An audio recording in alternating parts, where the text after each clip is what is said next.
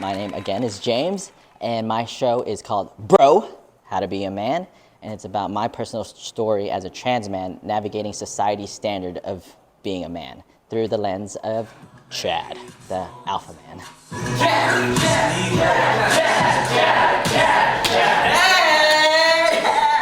What's up, bro? My name is Chad, and I taught James here how to be a man, or how to be an alpha.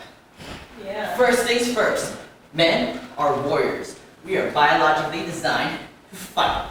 It's just such a personal experience to me, but then as I wrote it and as I performed it before for my school, it tended to actually resonate with more people, especially the women, and the impact that I received from it, like the gratitude, because I didn't realize so many of them felt the same way. That's kind of what helps me keep going with this show, is because it resonates and shares stories and puts the spotlight not just on trans people, but women, and how we can change as a society. It puts the spotlight on the horrors of society and hopefully shows them that we can change if we follow the people who we're oppressing, and just listening to them and then understanding them more as humans rather than just as the box we put them in. These guns! Yeah!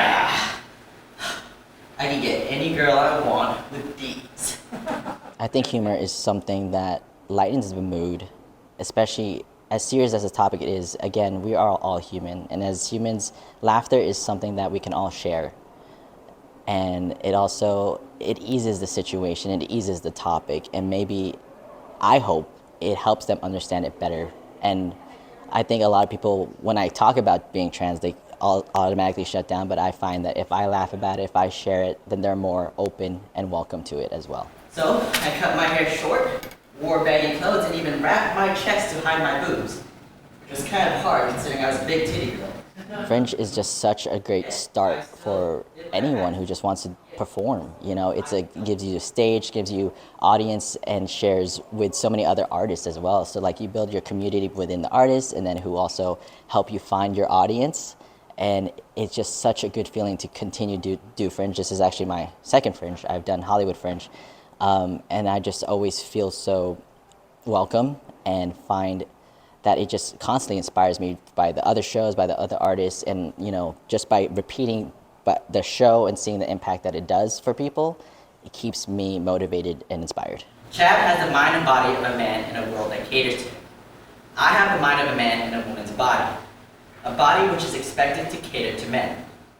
Coming into this spotlight as trans, it always is worrisome because the spotlight is on you, and that also brings some sort of discomfort and also fear of your safety.